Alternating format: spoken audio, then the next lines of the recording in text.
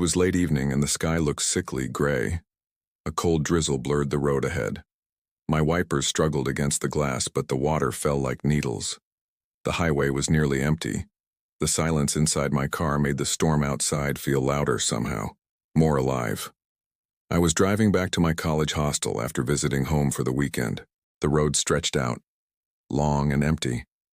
The villages half buried in mist. My fuel gauge dipped, little by little, dangerously low.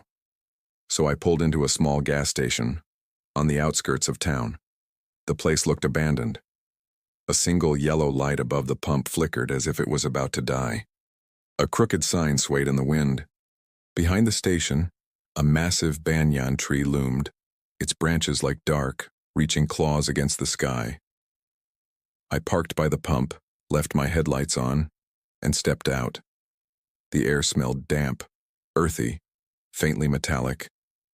I rubbed my hands, hurried toward the cashier's booth, my shoes splashing in the muddy puddles. While I waited for the attendant to swipe my card, I glanced back at my car. And I froze. Someone was sitting inside. At first I thought I'd imagined it. The rain was distorting everything, but no.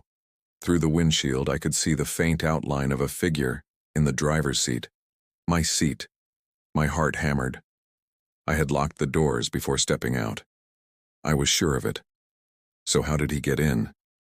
The man, or whatever it was, sat unnaturally still, his head tilted a little toward the passenger side as if he were studying something invisible. "Sir, are you okay?" The attendant's voice snapped me back. I nodded, grabbed the receipt, turned. The car was empty. No one in the driver's seat. No one at all.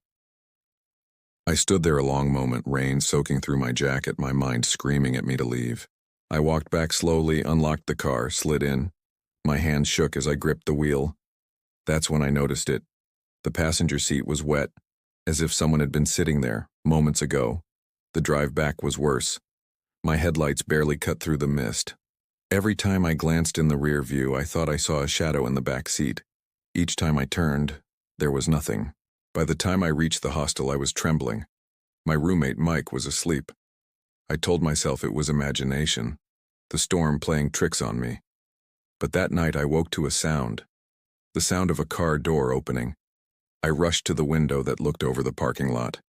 My car sat below, the driver's door wide open, and inside, the same dark figure, still, silent.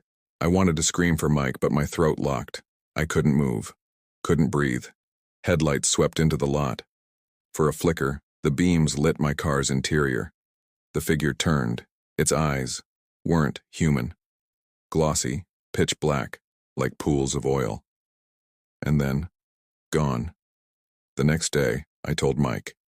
He frowned, then said quietly, "You stopped at the old gas station by the banyan tree, didn't you?" When I nodded, he looked away. "Never stopped there, not at night." He told me the story. Decades ago, a taxi driver murdered at that pump. Found slumped in his car, eyes gouged out, mouth frozen in a silent scream. Killers never caught. Since then, travelers reported passengers appearing, cold hands on wheels, figures with black eyes watching through the glass. "Some say," Mike whispered, "the spirit waits for rides. Anyone who stops there on a stormy night carries him back." I laughed, a small, nervous sound. My stomach tightened. That evening I went down and checked my car. The door was closed, locked from outside. But on the fogged windshield someone had written with a finger, "Thanks for the ride." I never drove alone, at night, again. Because every time I sit behind the wheel I feel it. The dampness on the passenger seat. The shadow in the mirror. And sometimes, when the road is too quiet, when the wipers beat a steady rhythm against the glass, I swear I hear, right next to me, a voice whisper soft as rain, "I'll take the wheel now."